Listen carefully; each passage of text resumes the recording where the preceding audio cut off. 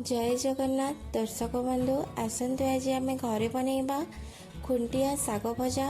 से आपण खुंटिया साग को भल भाव में बाछि नेबे एवं ताको 2 ରୁ 3 थर पानी रे धोई नेबे। भलरे सागटी को न धोइले सागरे जो बाली लगी थाए ताहा आम पाटी को गले खाइबा पई भल लगी न थाए। तेबे दर्शक बंधु सागटी को भलरे धोई देई ताको छाणी नेबे। तेबे एपटे कढ़ई रे अल्प तेल देबे एवं तेलटी गरम होगा पई छाड़ी देबे।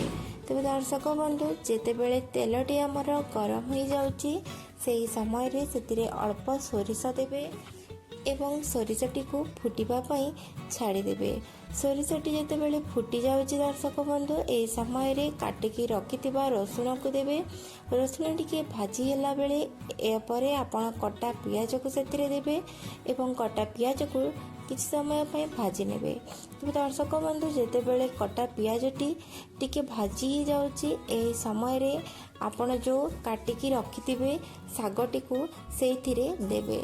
तेबे दर्शक बंधु सागटी जेतेबेले आपण माने देबे सेही समय रे साग देबार तुरंत लुण केबे हेले भी देबे नहीं। कहीं ना सागटी जेतेबेले आपण दौचंती एवं सागटी देबा परे परे जदि आपण लुण देबे ताहले सागरे केते परिमाण रे लुण लागिबो आपण जानि परिबे नहीं। सागरे अधिक लुण लागिले सागटी लुणिया हेतिबो। तेबे दर्शक बंधु सेति पई आपण प्रथमे 2 ରୁ 3 मिनिट सागटी को भल भाव में भाजी नेबे। देखिबे सागटी जेतेबेले सिझी जाउची तो सागटी बहुत कम हो जाउची। एही समय रे आपण कौन करेंगे ना केते परिमाण रे लुण लगिबो स्वाद अनुसार आपण जिते परिमाण रे साग नहीं थिबे सेही परिमाण अनुसार आपण सागटी रे लुण देबे। तबे दर्शक बंधु लुण दे सारिबा परे आपण ताकू 2 ରୁ 3 मिनिट पाई एमती भाजी नेबे। भाजी सारिबा परे धीरे धीरे देखिबे सागटी बहुत ही कम हो जाए। कहीं ना सागटी सब बेले आगुरी जितेबाला आपण साग पकेबे बहुत देखा जाउथबो किंतु सागटी हमर प्रस्तुत हेबा समय रे प्रस्तुत हो सारिबा परे ताहा बहुत ही कम हो जाए।